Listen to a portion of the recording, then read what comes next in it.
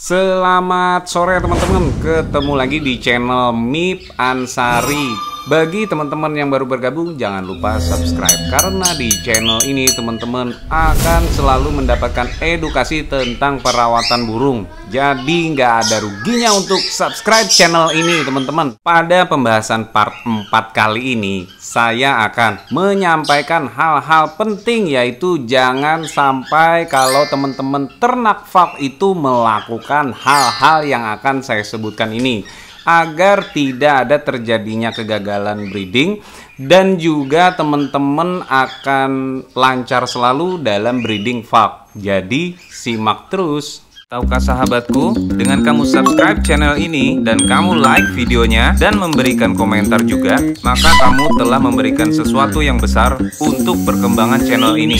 Untuk saya bisa semangat dan sharing video lebih banyak lagi. Yang pertama saya akan membahas, yaitu teman-teman dalam beternak parkit Australia jangan pernah mencampurnya dengan jenis lain di dalam kandangnya, baik itu kandang koloni, itu khususnya ya, karena besar biasanya disatuin sama jenis lain. Jangan teman-teman, jenis apapun yang kira-kira bisa, misalkan dia itu bisa disatuin, terus jenisnya itu nggak menyerang, tetap aja jangan teman-teman. Jadi jangan satuin dia dengan jenis yang lain. Kalau di dalam kandang kotak kayaknya nggak kali ya. Jadi teman-teman pasti. Tapi ada satu hal juga, saat teman-teman menaruh kandang kotak misalkan di dinding, itu jangan bersebelahan dengan jenis lain. Saya apalagi kalau jenisnya tuh penerbang pendek ya, yang suaranya kenceng, misalkan kayak SC dan lain-lain, itu suaranya sering ngagetin. Atau lovebird pun, jadi dia mendengar suara dari jenis lain itu biasanya dia kagetan. Jadi teman-teman baik kandang kotak atau kandang koloni jangan dicampur dengan jenis lain atau berdekatan dengan jenis lain. Yang kedua teman-teman, sangat penting juga ini, jangan menggunakan air mentah dalam beternak burung, karena air mentah itu belum steril teman-teman ya. Jadi kotor gitu, takutnya mengandung bakteri, E. coli, terus macem-macem lah. Jadi gunakan air mateng atau galon isi ulang untuk beternak parkit Australia agar burung sehat selalu saat diternak dan terhindar dari penyakit. Yang ketiga teman-teman, jangan lupa nih, ini paling sering banyak dilakukan, yaitu sering dipegang. Kitanya usil sama burung, jadi sering ngecek glodoknya, keseringan ngecek glodoknya, terus seneng main-mainin, terus nangkepin, terus dijinakin. Itu nggak perlu dilakukan kalau teman-teman mau breeding teman-teman ya, agar tingkat stresnya rendah dan burung merasa rileks di dalam kandangnya tanpa gangguan. Jadi intensitas teman-teman mengecek glodoknya itu juga harap hati-hati teman-teman, jangan sampai keseringan dan burung malah stres. Jadi biarkan aja teman-teman ya, yang sabar dalam beternak. Yang keempat teman-teman, jangan memberikan pakan yang tidak steril atau nggak bersih. Jadi perhatikan nih, kalau beli pakan kiloan, perhatikan yang jual pakan tuh ngambilnya pakai apa. Jangan pakai tangan. Kalau misalkan dirasa tidak steril dan dilihat pakannya itu kurang bagus, teman-teman bisa sangrai dulu pakannya, pakan bijiannya, agar dia steril. Dan kalau teman-teman memberikan pakan basah, jangan lupa dicuci. Seperti kangkung, jagung, itu dicuci dulu sebelum diberikan ke burung agar tetap steril. Begitu juga seperti air minum tadi, pakannya juga harus tetap steril teman-teman. Yang kelima teman-teman, paling asik nih dan paling yang paling biasanya tidak kita sadari. Cek selalu areal kandang, bukan digangguin maksudnya ya, maksudnya seperti kandang kotak tuh dikasih atap gitu, jangan sampai nggak dikasih atap, takutnya nanti pup atau kotoran lainnya tembus masuk ke dalam kandang dan gelodoknya. Apalagi dari burung-burung liar itu bahaya teman-teman ya, yang tidak menggunakan kandang koloni, itu pup dari burung-burung liar yang ada di atas kandang tuh, nanti misalkan burung-burung liar itu punya penyakit, nanti pupnya itu menularkan ke burung kita. Jadi di atas kandang kotak itu taruh atapnya teman-teman ya, dibuatkan atapnya dari karpet, dari plastik, atau dari fiber, apa aja. Jadi teman-teman intinya jangan males dalam merawat burungnya. Yang keenam teman-teman, jangan menunda-nunda, yaitu menunda misalkan dalam pemberian obat cacing, terus menunda ganti air minum yang udah dikasih vitamin. Nah itu jangan ditunda-tunda teman-teman, karena vitamin itu bisa basi teman-teman kalau nggak segera diganti. Dan juga seperti cabut telur, tarik anakan, itu teman-teman jangan menunda-nunda, karena telur ini kalau sudah masuk masa inkubasi indukan dan ternyata indukan tidak mengeramnya nggak bener, itu malah telurnya nanti nggak bisa selamat. Jadi sia-sia teman-teman udah bawa ke inkubator, embrionya udah nggak selamat juga, udah nggak jadi. Jadi untuk tarik telur, tarik anakan itu harus sesuai jadwal dan usianya, jangan sampai ditunda-tunda. Selanjutnya nggak kalah penting banget ini teman-teman, yaitu saat ngejemur jangan sampai lupa, karena banyak kasus teman-teman ya dijemur seharian dan burung akhirnya lemes dan mati karena kepanasan. Untuk vak itu rawan overheat, jadi rawan sekali kepanasan. Saat teman-teman menjemur itu gunakan timer, jadi jangan sampai kelewat timernya dan akhirnya nanti burung bukannya birahi malah lemes dan sakit-sakitan. Ini banyak banget seringkali dilakukan oleh teman-teman yang baru mulai beternak, yaitu ngejemur kelamaan. Maksimal jemur itu 1 jam teman-teman, jadi jangan sampai lewat dari 1 jam.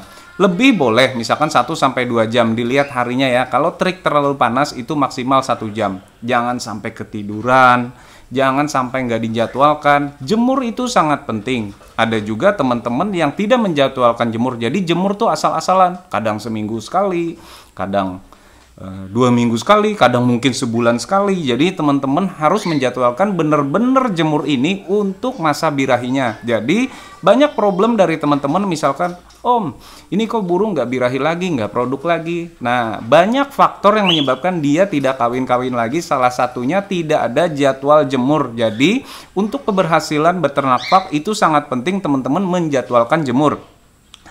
Jemur selain dijadwalkan juga harus jamnya disesuaikan seperti tadi, jangan sampai kepanasan. Jadi rutinlah teman-teman menjemur, misalkan 4-5 kali dalam seminggu, atau setiap pagi, atau gunakan kandang yang terkena sinar matahari, atau minimal banget 3 kali dalam seminggu. Itu jadwal berjemur burung harus ada, khususnya teman-teman yang di kandang kotak ya. Jadi dikeluarin burungnya, dijemur. Dan jangan lupa seperti yang saya sebutin tadi, jangan sampai teman-teman kelewatan atau kelupaan saat ngejemur, nanti burungnya sakit. Bagi teman-teman yang menggunakan inkubator, ini paling penting, jangan lupa balik telur. Telurnya jangan sampai nggak dibolak-balik. Dan itu kalau saya itu maksimal paling nggak itu membalik itu 3 jam sekali. Saya usahakan menggunakan timer 2 jam sekali. Atau teman-teman menggunakan pemutar telur otomatis. Dan jangan lupa teman-teman, sebelum diputar telur, teman-teman menggariskan telur itu, ditulisin atasnya sama bawahnya, agar teman-teman bisa memantau tuh saat yang diputar otomatis, misalkan X dan 0 misalkan ya. Jadi begitu terputar dia harus 0, nanti X lagi, terus 0 lagi, X lagi. Pastikan terputar sempurna, terbalik sempurna. Jangan sampai acak-adul memutarnya, karena itu juga menyebabkan gagal. Hal ini dilakukan agar embrio telur menyerap nutrisi protein dengan sempurna pada yang ada di dalam telur. Jadi teman-teman diperhatikan tuh ya, bolak-balik telurnya jangan sampai tidak dilakukan. Hal ini penting teman-teman, sering banyak terjadi kegagalan karena tidak sempurnanya bolak-balik telurnya. Jadi teman-teman dijadwalkan bolak-baliknya, dan jangan lupa bagi tadi yang saya sebutkan yang menggunakan bolak-balik otomatis itu dipantau dulu apakah sempurna bolak-baliknya dengan otomatisnya. Kalau tidak sempurna, disempurnakan jaringnya, penggeraknya, agar bisa telur terputar sempurna, terbolak-balik sempurna. Jangan lupa teman-teman ya. Selanjutnya bagi teman-teman yang udah menetas nih di inkubator atau yang sudah tarik anakan, jangan sampai kelewatan jadwal ngelolohnya. Jadi benar-benar untuk kesehatannya dan jangan sampai gagal nutrisi, teman-teman harus menjadwalkan dengan benar kapan burung jadwalnya makan. Jadi jangan sampai kelewat. Kalau teman-teman ada kesibukan, itu dititipkan ke orang atau mempekerjakan karyawan. Jangan sampai kelewatan jadwal ngelolohnya. Hal ini menyebabkan macam-macam kendala nantinya. Walaupun tidak sekarang, nantinya bisa menyebabkan sakit lah dan lain-lain lah. Nah, ini resiko seperti ini harus dihindari dan jangan lupa teman-teman dijadwalkan ngelolohnya bagi teman-teman yang narik anakan atau yang menetaskan sejak 0 hari. Demikian yang saya sharing di part 4 ini. Nantikan video-video berikutnya tentang sharing saya hal-hal penting yang harus dilakukan dalam beternak parkit Australia dan hal-hal penting yang jangan dilakukan dalam beternak parkit Australia.